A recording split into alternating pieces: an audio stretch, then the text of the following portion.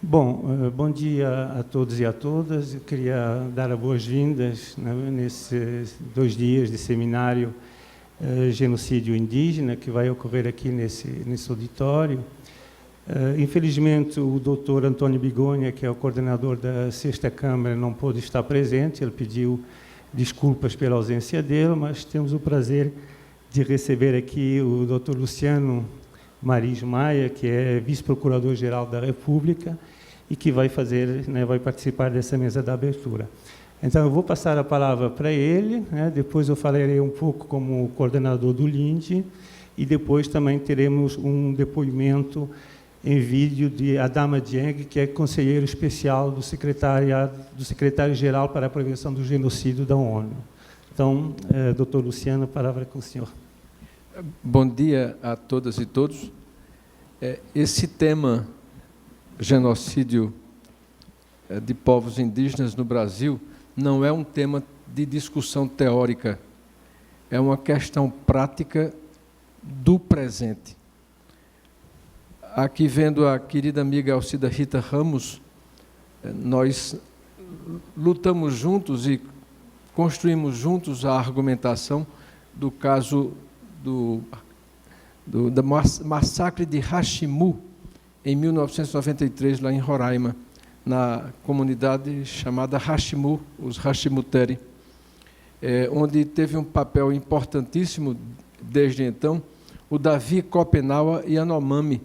E hoje, antes de chegar aqui, eu já anunciava à doutora Alcida que foi concedido um prêmio, o Nobel Alternativo, ontem, a Davi Copenaua Yanomami, pela chamada Right Livelihood Award, prêmio de uma correta subsistência. É a luta dele não só pela sobrevivência do seu povo, mas pela subsistência de todos os povos indígenas do Brasil. Então, essa abertura, portanto, faço essa homenagem na pessoa dele a todos os que sobrevivem a esses ataques. Por que é importante essa discussão? Essa discussão é importante porque não se trata apenas da defesa dos povos indígenas que estavam aqui antes mesmo dos primeiros europeus chegarem, mas é porque revela o modo atual como a nossa sociedade continua encarando preconceituosamente, com um olhar racista, os povos indígenas, com um olhar utilitarista, tentando sempre apropriar-se de suas terras, apropriar-se da riqueza que estão nas suas terras, apropriar-se do seu conhecimento tradicional.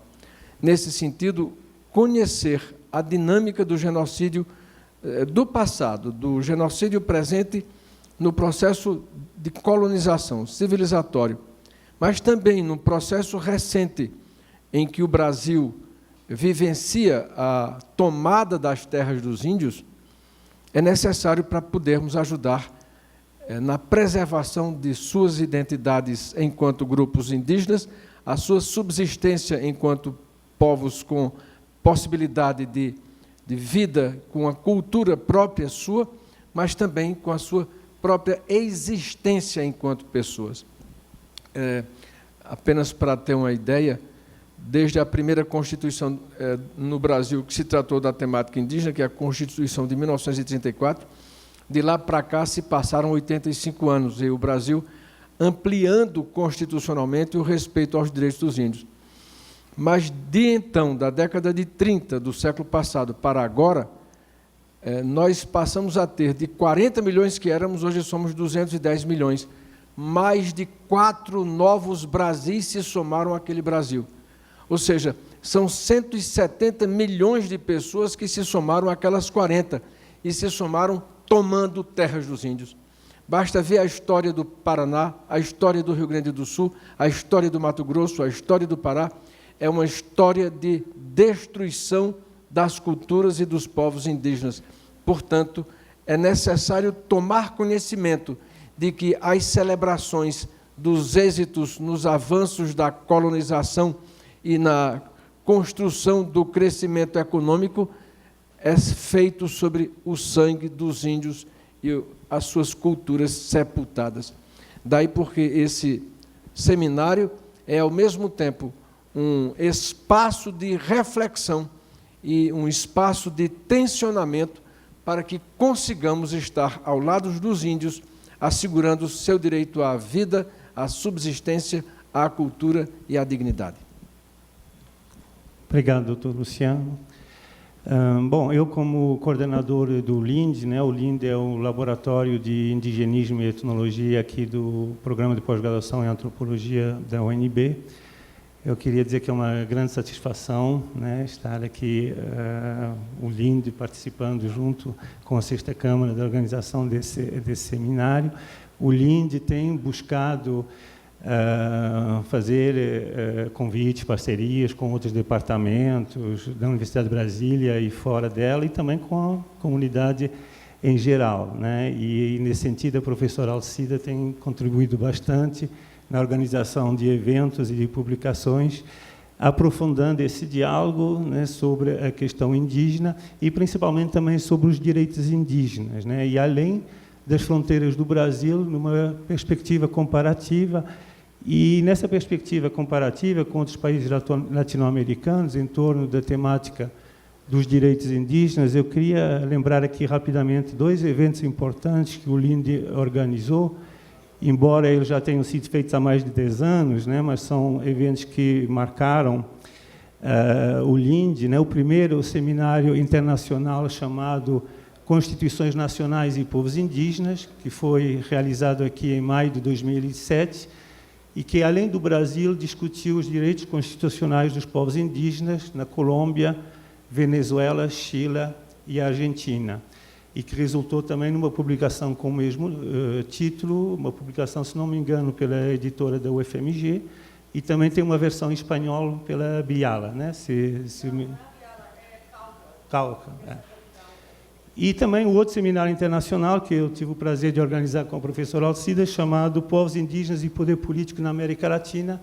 Isso foi em agosto de 2008, e que discutiu as relações dos povos indígenas com o Estado no Equador, Peru, Bolívia, Nicarágua, Guatemala, México, além do Brasil, né? Então, esses 2 eventos tiveram umas características importantes, que é, primeiro, essa característica comparativa, e também de ter convidado acadêmicos e não acadêmicos, né? Tem vários indígenas presentes, e esse evento Genocídio Indígena, né, que a gente vai ter hoje e amanhã, ele não é, embora não seja uma continuação desses 2 eventos, né, ele traz também essa perspectiva comparativa e também procura reunir, né, juntar profissionais e também lideranças indígenas numa perspectiva comparativa entre 3 países, Brasil, Colômbia e Argentina. O tema do genocídio é, obviamente, profundamente trágico, né, e doloroso, e ele tem sido historicamente ocultado pelos Estados latino-americanos, né? E eu acho que não apenas pelo Estado, né? Eu queria só lembrar aqui na antropologia, no final da década de 60 e na década de 70, houve muitas discussões sobre o etnocídio dos índios da Amazônia, né, mas se falava muito da palavra etnocídio e muito pouco de genocídio, enquanto muitas dessas práticas, na verdade, eram práticas de genocídio. Então, acho que desde 1500, vários casos de genocídio têm marcado a relação dos povos indígenas com os não-índios, né, tanto no período colonial, mas também depois com a criação dos Estados-nação. E mesmo quando pensados pela academia, esse termo muitas vezes foi diluído em conceitos mais brandos, como o conceito de etnocídio. Então, bom, eu acho que os relatos que vamos ouvir nesses 2 dias, né, serão certamente muito dolorosos, mas que é importante dar visibilidade a essas situações numa perspectiva comparada, né, discutindo diversos casos, como os vamos fazer.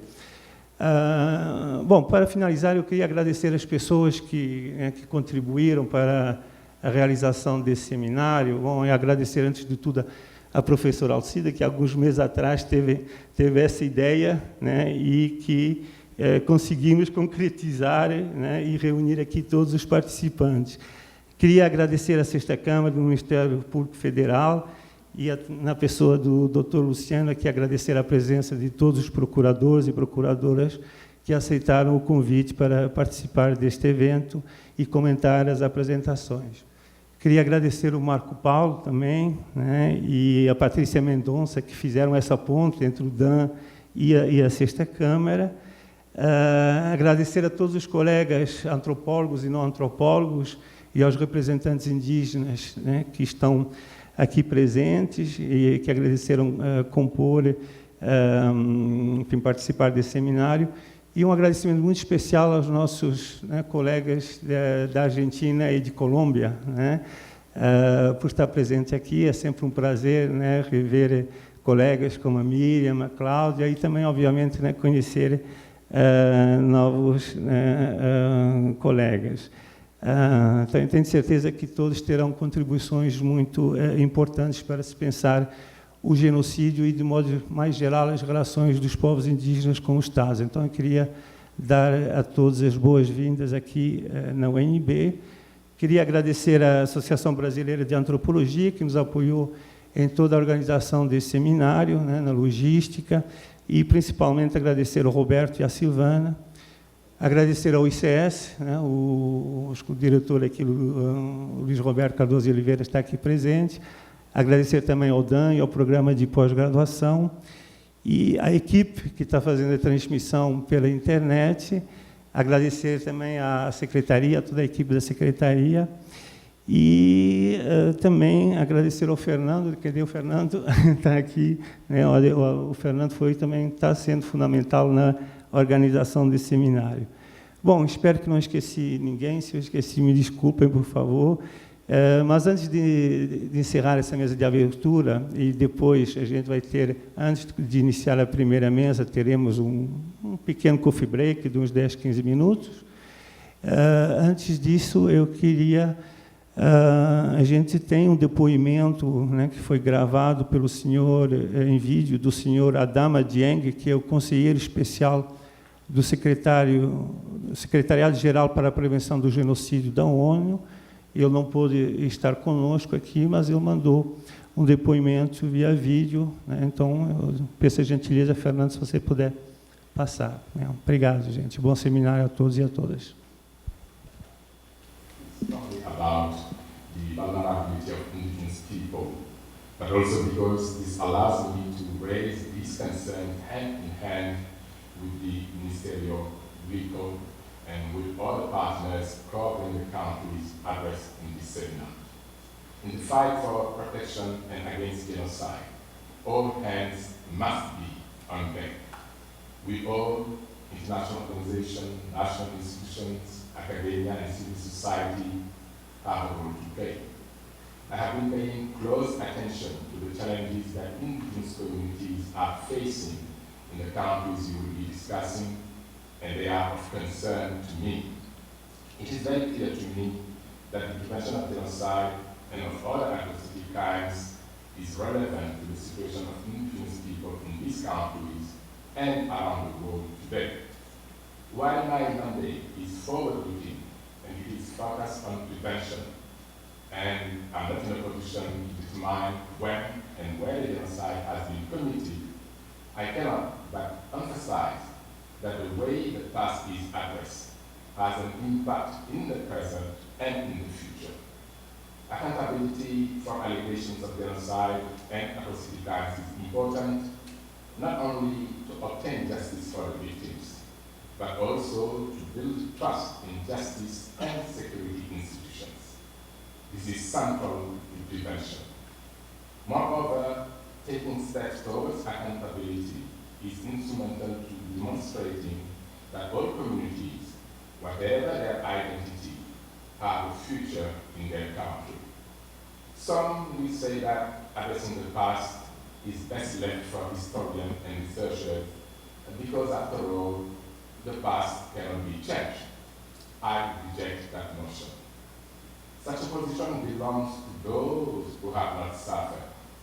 For those who are victims, for their friends and relatives, the suffering of what happened in the past is very much alive in their existence in the present and will remain as alive in their future days.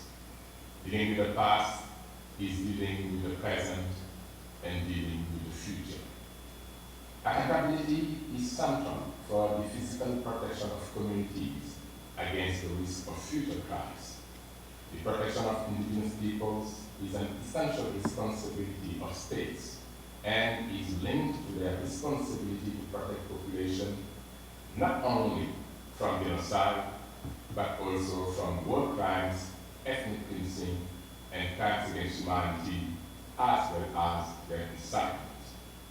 I have called on all member states to meet their obligations under international law. I'm referring most significantly to International Labour Organization Convention 169, which entered into force in 1991, and to the 2007 United Nations Declaration on the Rights of Indigenous Peoples. I have also called for the full implementation of measures related to prior, free, and informed consent. Indigenous peoples need to be fully involved in decisions that affect them, particularly those that can have a direct impact on the environment they live in and depend on. When this is not the case, the risk of violence as a result of territorial dispute increases, and indigenous communities are always the most vulnerable actor. It is sadly the case that in such scenarios, indigenous groups can be led to fight each other as a result of land scarcity or displacement. It is clear to me that national authorities at the executive level have a direct responsibility for the prevention of atrocity crimes through the design and implementation of national policy. I encourage states to be proactive in the development or strengthening of institutions, mechanisms, and policies that will protect the rights of all populations without discrimination. States have a responsibility to carry out regular risk assessment and to design appropriate responses where risks are identified. They can also establish effective early warning and response systems. National governments are responsible for domestication and implementation of international norms and for ensuring respect for the rule of law. They also need to be ready to ask for assistance and to learn from the experience and expertise of others. I'm fully aware that here in Brazil, the vulnerability of indigenous people results from long-term deficits in the implementation of international and national legal obligations regarding prior, free, and informed consent connected to extraction of natural resources activities. It is also the consequence of ongoing and proposed changes to the constitutional, legal, and regulatory framework regarding indigenous lands demarcation. I also know that there are strong indications that derogatory language against indigenous communities has contributed to create a space of impunity, leading not only to physical violence, but also to a significant increase in extraction activities. This constitutes a direct threat to the survival of these communities. Some of these challenges are also present in the other countries we will be discussing today. While we reflect on the cases of Argentina, Colombia, and Brazil, I encourage you to distill the right lessons to help build the resilience of societies to the risk of atrocity crimes against indigenous peoples. Dear colleagues, distinguished participants, ladies and gentlemen, I'm fully aware that the challenge of protecting indigenous people is universal and that much more needs to be done. I commit to continue working with my colleagues in the United Nations system to continue putting a spotlight on their concerns and working with national institutions to strengthen prevention mechanisms. In doing so, I will continue to call on all member states to prioritize this agenda as a matter of the utmost urgency. Thank you very much.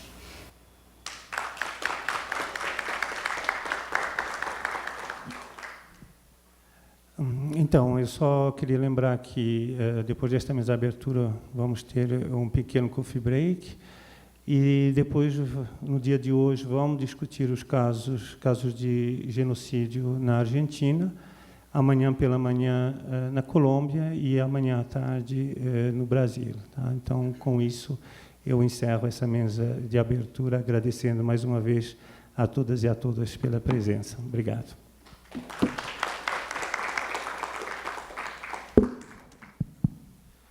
Vamos dar início, então, à nossa primeira mesa. Temos aqui, então, o Dr. Luciano Maris Maia, que vai falar em primeiro sobre genocídio no Brasil e na América Latina. E, em seguida, teremos a Valéria Malpeman, que é documentarista, cineasta e que faz parte da Rede de Investigações em Genocídio e Política Indígena de Buenos Aires. Então, vamos começar pelo Dr. Luciano. Bom dia mais uma vez, né? Eu me propus a falar um pouco sobre genocídio nas Américas, na perspectiva do Brasil, particularmente. A primeira coisa que é necessário mencionar é que genocídio é um fato típico, punível e culpável, é um crime previsto na lei brasileira em resposta a uma Convenção das Nações Unidas de 1948.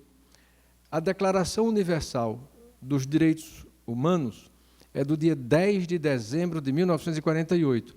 A Convenção das Nações Unidas contra o Genocídio é de 9 de dezembro de 1948, um dia antes. É o primeiro instrumento vinculante que na perspectiva de direitos humanos, que é editada no âmbito das Nações Unidas.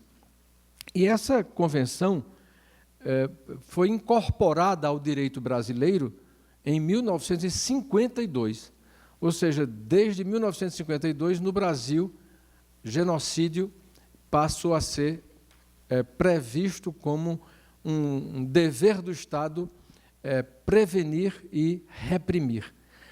A Convenção diz assim: entende-se por genocídio qualquer dos seguintes atos cometidos com a intenção de destruir, no todo ou em parte, um grupo nacional, étnico, racial ou religioso como tal.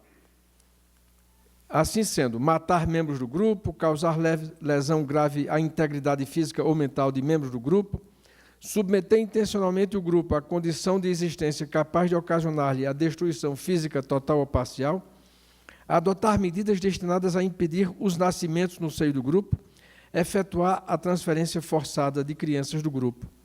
Também pune o genocídio, a associação para o genocídio, incitação direta e pública, tentativa de genocídio e coautoria. No Brasil, em 1956, foi promulgada a Lei 2.889, definindo o crime de genocídio. E o artigo 1º diz: quem, com a intenção de destruir, no todo ou em parte, grupo nacional, étnico, racial ou religioso, e aí repete exatamente os termos da lei, a diferença é que fica colocando, será punido com as penas do artigo 121, que é homicídio, no caso de matar membros do grupo. Então, sai mencionando, com as penas do artigo 129, que é lesão corporal, no caso de causar grave lesão à integridade física. E também pune a associação para o genocídio. Então, essa, portanto, é a primeira referência importante.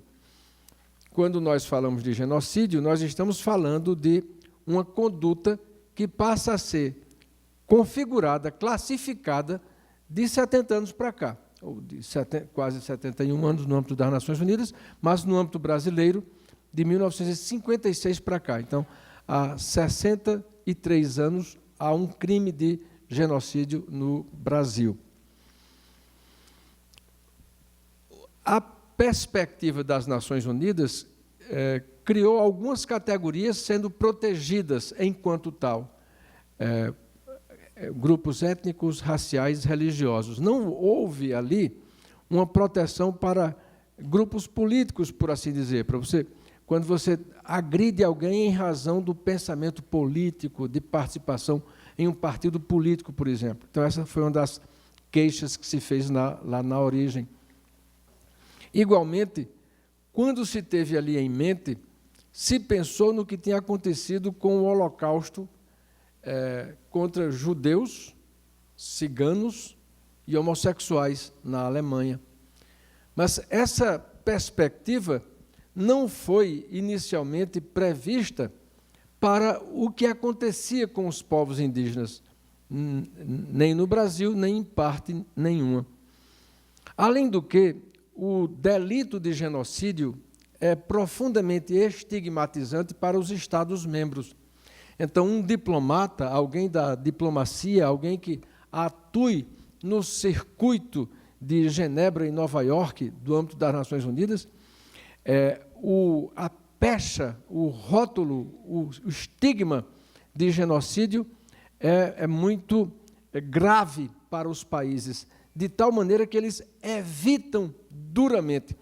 E eu faço essa referência porque um diplomata brasileiro comprometido com os direitos humanos e que chegou a fazer parte da alta direção do Ministério dos Direitos Humanos, num evento em que participávamos, quando eu mencionei que havia sido cometido genocídio contra índios no Brasil, ele publicamente me censurou, dizendo que precisávamos ter cuidado com o uso das palavras, porque genocídio era um delito tipificado expressamente em convenção e na lei, e, portanto, não podia haver um uso, por assim dizer, com licenciosidade literária ou poética.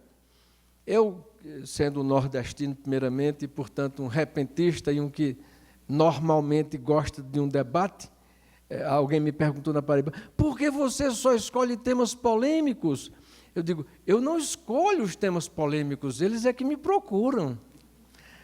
Eu então disse, olha, o senhor precisa ir dizer ao Supremo Tribunal Federal, quando julgou o caso de Rachimu, e precisa ir dizer ao Superior Tribunal de Justiça, e precisa ir dizer ao Tribunal Regional Federal da primeira região, quando decidiu o caso da Boca do Capacete de Rachimu, que eles erraram, que não existe no Brasil o delito de genocídio, que aquela atrocidade praticada contra os índios não foi genocídio.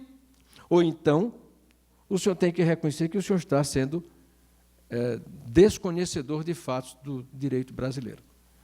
Então, o que eu quero só com esse pequeno exemplo mencionar é que é um delito tipificado com penas próprias.